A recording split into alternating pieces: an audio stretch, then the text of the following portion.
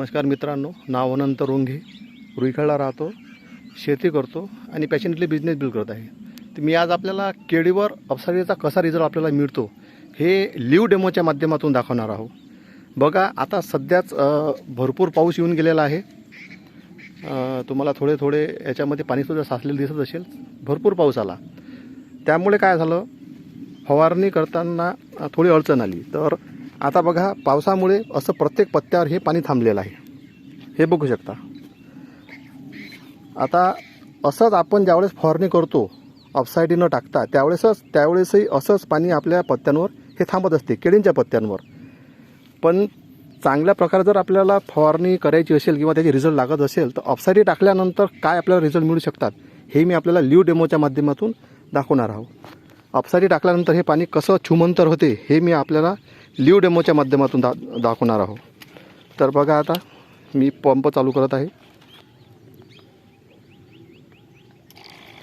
Pump मी चालू केलेला आहे.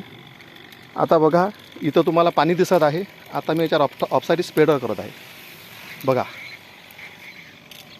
ठीक आहे, इथं बघू शकता आपण. आता याच्यावर अपसाईडी टाकत आहे.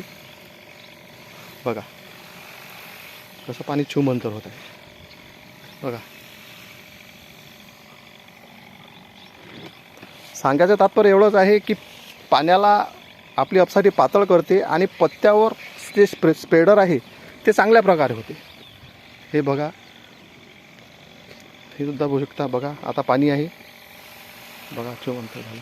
आणि रिझल्ट कसे मिळतात ते सुद्धा आपण आता फवारणी झालेल्या जागेवर बघणार आहोत. ठीक आहे, बघा, आता मगाशी पाणी दाखवलं होतं मी आपणास. आता याच्यावर स्प्रेडर झालेलं आहे, आपण फवारणी केलेलं आहे. तर पा एकसारखं सर्व पत्त्यांवर कसं पूर्ण औषध हे चांगल्या प्रकारे स्प्रेडर झालेलं आहे. आता याचे आपल्याला रिझल्टसुद्धा चांगले मिळतील आणि आपली फवारणी वायासुद्धा जाणार नाही. आणि आपण जर अपसाईडी न टाकता जर फवारणी केली तर अशा प्रकारे आपल्या केळीच्या पत्त्यांवर हे पाणी थांबणार आहे आणि हे फवारणी आपल्याला व्यवस्थित होणार नाही आणि रिझल्ट मिळणार नाही.